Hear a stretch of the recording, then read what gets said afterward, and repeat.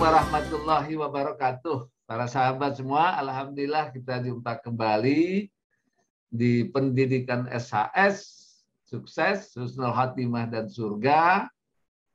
Di seri yang ke-13, memang kita ambil temanya itu pendidikannya, pendidikan SHS. Jadi para sahabat semua, memang saya memilih satu kata pendidikan. Kenapa? Karena memang untuk kita itu bisa memperoleh SHS itu harus ada proses pendidikannya. Jadi ada proses pendidikannya. Jadi proses pendidikannya itu artinya berapa lama kita mendidik diri kita. Berapa lama kita mendidik orang lain. Berapa lama kita mendidik lingkungan kita. Sehingga semuanya kalau boleh ya, itu semuanya dapat SHS. Begitu juga keluarga kita, lebih utama lagi keluarga kita. Ya, jadi memang itu harus melalui proses pendidikan. Nah, kenapa harus dilalui proses pendidikan ini? Karena memang keilmuan, ya, ilmu tentang SHS ini cukup banyak. Ya, ilmu tentang SHS ini cukup banyak. Dan pola pendidikannya juga berbeda dengan pola ceramah keagamaan. Karena kita akan menjalani kehidupan jangka panjang yang begitu berliku, begitu banyak masalah, begitu membingungkan kehidupan ini kalau nggak pada ilmu kehidupan itu. Ya sehingga bayangkan coba, kita akan bekerja di satu kantor, itu perlu pendidikan. Pendidikannya lama sekali itu, pendidikan betulan. Pendidikan, penempaan, segala macam. Padahal kita hanya untuk bisa bekerja di satu kantor. Kita bekerja di satu tempat, itu perlu pendidikan yang panjang. Nah, apalagi kita mau bekerja dalam kehidupan keseluruhan. Apalagi yang disebut bekerja kepada Allah, mengabdi kepada Allah. Nah, kemudian akhirnya itu kita harus sukses, harus husnul khatimah dan harus surga, atau dibimbing oleh Allah untuk kamu tuh kalau punya harapan itu seperti itu. Sukses, husnul khatimah dan surga. Nah, itu perjuangkanlah itu. Nah, tentu ini harus ada pendidikannya. Karena kehidupan itu kan jangka panjang sampai kita akhir hayat. Jadi kalau nggak ada pendidikan kehidupan, namanya pendidikan kehidupan, bagaimana coba? Sedangkan pekerjaan kecil-kecil aja juga ya yang sifatnya duniawi ya, yang pekerjaan-pekerjaan itu perlu pendidikan, bahkan pendidikannya aja lama itu. Menjadi seorang dokter harus pendidikan, menjadi insinyur harus pendidikan, berkiprah profesional harus pendidikan, semua harus pendidikan dan lama pendidikan. Nah, bagaimana kita akan sukses, husnul khatimah dan masuk surga? Kalau nggak ada pendidikannya bagaimana? Nah, ini para sahabat semua. Jadi kita harus lalui itu dengan pendidikan itu. Nah, karena itu saya menyebutnya ini harus dengan pendidikan. Nah, itu karena itu dia pendidikan SHS, pendidikan untuk sukses, husnul khatimah dan surga. Nah, para sahabat, memang ini harus dilalui pendidikan untuk mencapai itu supaya jelas pendidikan keagamaan ini untuk apa. Mau jadi apa, mau bagaimana begitu. Karena yang kita rasakan selama ini, pendidikan kita itu simpang siur. Ya baik dia secara teorinya, baik dia di perguruan tinggi Islamnya, baik dia di sampai ke pendidikan yang kita bilang hebat itu dalam keislaman, itu arahnya itu kan cuman dia dapat pahala, kalau enggak di akhirnya di profesional. Ya kalau enggak hanya dia untuk berdakwah saja, kalau enggak dia untuk bahasa Arab saja, kalau enggak dia, ya seperti itulah kira-kira. Jadi untuk secara pribadi diri kita itu mau dibawa kemana? Kita ini mau jadi apa dengan pendidikan Islam ini? Nah, bahkan kalau kita lihat itu kehidupan keberagamaan yang ada sekarang itu dengan banyaknya aliran ini, aliran ini, aliran ini, aliran ini. Kemudian konflik-konflik keagamaan itu seperti itu. Nah, kemudian umat ini dibawa nih orang-orang pintar dalam bidang agama, nggak jelas mau dibawa kemana, menjadi apa. Bahkan seringkali kita lihat perbedaan pandangan ini berbenturan, malah nggak menimbulkan suatu yang mencerahkan begitu. Kita harapkan bisa mencerahkan diri kita, mau dibawa kemana, kita mau jadi apa ini. Keagamaan kita yang ada sekarang tentu sebagai keilmuan yang akhirnya mengundang perdebatan, perbedaan pandangan, terus kita juga bingung mau jadi apa. Toh kalau kita melakukan syariat, kemudian ritual-ritual keagamaan, sekedar ya udah, apa dapat pahala dari Allah, dapat pahala dari Allah, ya udah begitu aja gitu. Nggak jelas hidup kita mau jadi apa. Pelajaran keagamaan itu mana yang harus diikuti, mana yang harus betul-betul menjadi fokus perhatian kita, dan mana yang menjadi harapan kita di masa depan. Nah, inilah saya katakan pendidikan agama di masa depan itu kalau boleh kita bersama-sama ini. Bersama-sama disesuaikan dengan tujuan keberagaman dalam Al-Quran. Rabbana atina fid dunya hasanah wa fil akhirati hasanah wa qina adzabannar. Kalau kita rinci dia lebih jelas, itu hidupnya sukses, akhir hidupnya husnul khatimah, dan akhirnya kita masuk surga. Nah, kita fokus saja itu. Ya fokus saja untuk jadi itu beragama. Ya belum lagi ada orang yang bilang ini bid'ah, itu bid'ah, si ini sesat, si itu sesat, si ini kafir, si itu kafir, begini kafir. Bingung juga tuh kita juga lihat. Ya, ini sesat, ini saling menyesatkan, saling ngerti juga kita gimana ini. Akhirnya bagaimana dengan diri kita ini nggak punya kemampuan untuk melihat mana yang sesat, mana yang nggak sesat. Ada orang tuduh sana, tuduh sini, Masya Allah. Bid'ah sana, bid'ah sini, nggak jelas juga gitu. Semuanya tidak jelas. Jadi membuat kita juga bingung begitu. Nah kalau begitu kita pendidikan agama Islam di masa depan, ya di masa depan, itu harus jelas. Kita mau beragama, mau dapat apa dengan agama ini. Jelas, dan ternyata udah ada contohnya Rasulullah SAW. Rasulullah SAW itu akhir hidupnya itu husnul khatimah. Dalam hidupnya itu sukses dunianya, sukses menjalankan misinya Rasulullah. Rasulullah itu jadinya apa tuh akhir-akhirnya itu kan jadi penguasa dunia. Hartanya berlimpah luas Rasulullah itu. Ya semua kemewahan dunia itu genggam tuh Rasulullah. Suksesnya luar biasa Rasulullah. Hanya saja dia menjalankan misi. Kesuksesan dunia dari Rasulullah itu dia bawa misinya untuk kehidupan husnul khatimah dan surga. Karena itu dia hidupnya sederhana. Walaupun kaya raya, Rasulullah itu hidupnya sederhana. Nah, ini Rasulullah kayak gitu. Jadi sukses Rasulullah itu. Nah, kita contoh. Sukses seperti Rasulullah. Di dunianya sukses. Ujungnya adalah husnul khatimah. Dan masuk surga tanpa hisab. Kalau Rasulullah seperti itu. Nah kita ikut itu. Ikut Rasulullah. Jadi jelas tuh pelajarannya apa. Nah kalau kita mau pilih dia, ya makanya dijadikan misi. SAS itu misi.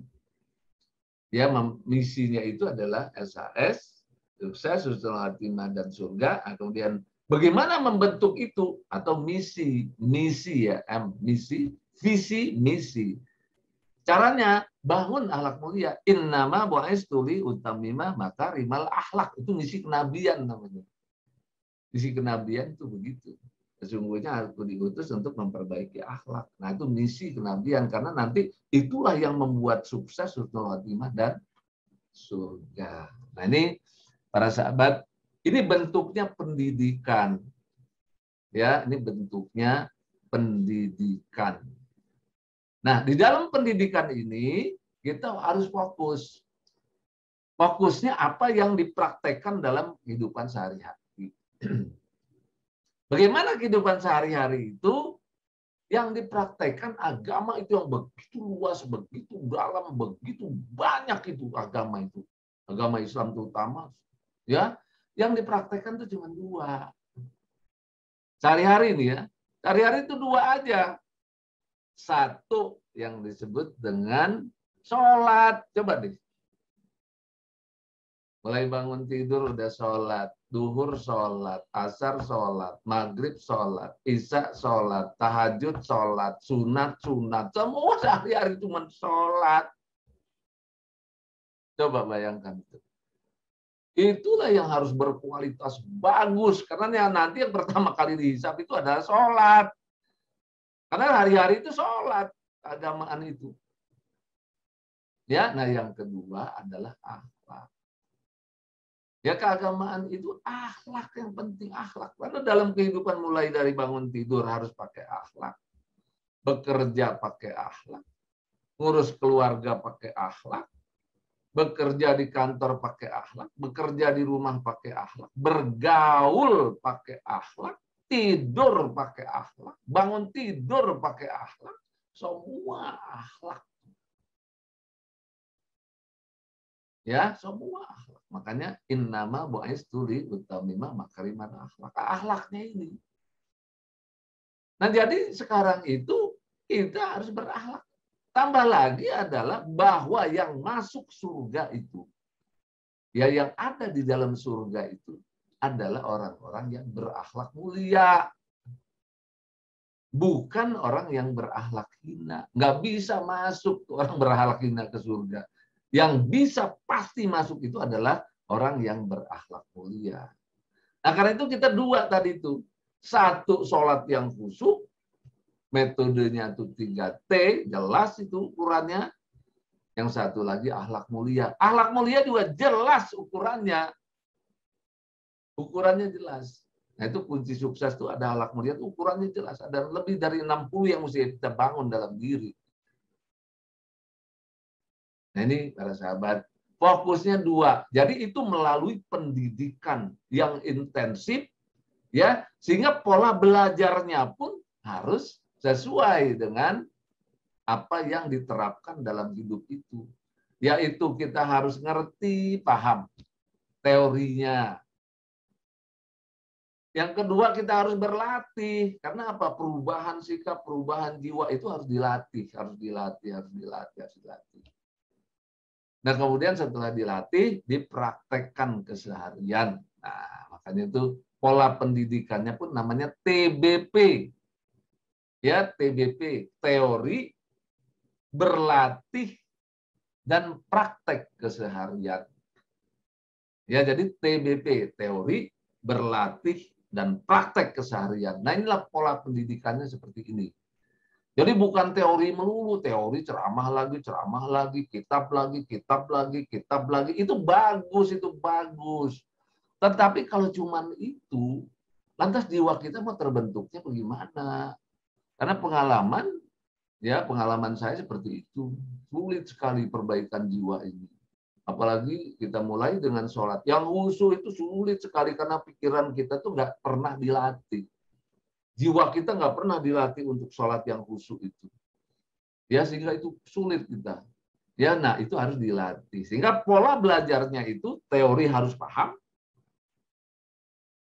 berlatih, dan praktek keseharian. Materinya apa? Hanya dua aja itu. Dua tetapi fokus, tetapi sampai jadi begitu. Yaitu sholat yang khusyuk dan akhlak mulia. Nah, ini para sahabat, pola pendidikannya SHS itu seperti ini. Mari kita lihat slide-nya bagaimana pendidikan itu. Ya, supaya kita bisa memahaminya. Nah, ini kita lihat sama-sama. Ya, ini di atas ini adalah pendidikan agama masa depan. Pendidikan agama Islam masa depan. Jadi kita berpikirnya ke masa depan.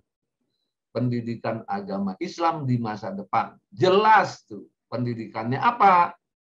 Kita akan meraih sukses, husnul khotimah, dan surga atau SHS. Jelas kita arahnya pendidikannya ke situ. Nah, seperti apa pendidikannya itu? Nah, ini pendidikan sukses, husnul khotimah, dan surga. Fokus materi hanya 2. Salat khusyuk metode 3T. Yang kedua, membangun akhlak mulia. Konsep pendidikannya atau pola pendidikannya seperti apa? Nah, namanya TBP. Teori, berlatih, dan praktek keseharian. Tujuan pendidikannya apa? Yaitu menjadikan akhlak mulia tumbuh berkembang dalam diri melalui proses pendidikan berkesinambungan hingga akhir hayat. Nah, ini mulai seperti itu. Ya. Untuk para sahabat, ya untuk kita yang belajar lah, untuk kita semua para sahabat yang belajar, mari kita perjuangkan ilmu ini. Ayo kita perjuangkan ilmu ini, karena ilmu ini juga tidak mudah mendapatkannya. Ayo kita perjuangkan sama-sama, karena ilmu yang diberikan Allah, ya Allah memberikan ilmu ini kepada kita semua, itu ilmu yang tak ternilai. Ya, kita perjuangkan ini agar dia bergenerasi. Ya, ilmu yang tak ternilai kita perjuangkan dari generasi ke generasi. Kenapa harus diperjuangkan ini? Karena boleh dicari nanti itu. Ya, ilmu ini bukan soal sombong, bukan soal sombong. Memang saat ini baru ini satu-satunya di dunia. Ya, baru ini satu-satunya di dunia. Saya sudah membanding banyak hal. Ya, tentu ini harus kita hargai. Dan ini datangnya dari Indonesia. Dan manfaat ilmu ini hingga hari kiamat. Nah, jadi kita sama-sama, ayo kita perjuangkan sama-sama. Kita hargai, kita syukuri ilmu ini.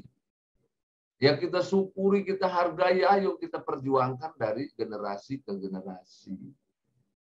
Nah, itulah yang menjadi bahan kita dapat pahala mengalir bersama-sama. Karena itu komunitasnya pahala mengalir. Ini ilmunya bermanfaat. Bermanfaatnya itu bahkan tak ternilai. Kalau ditukar dengan nilai itu nggak ternilai. Karena ilmu dari Allah ini untuk kita semua.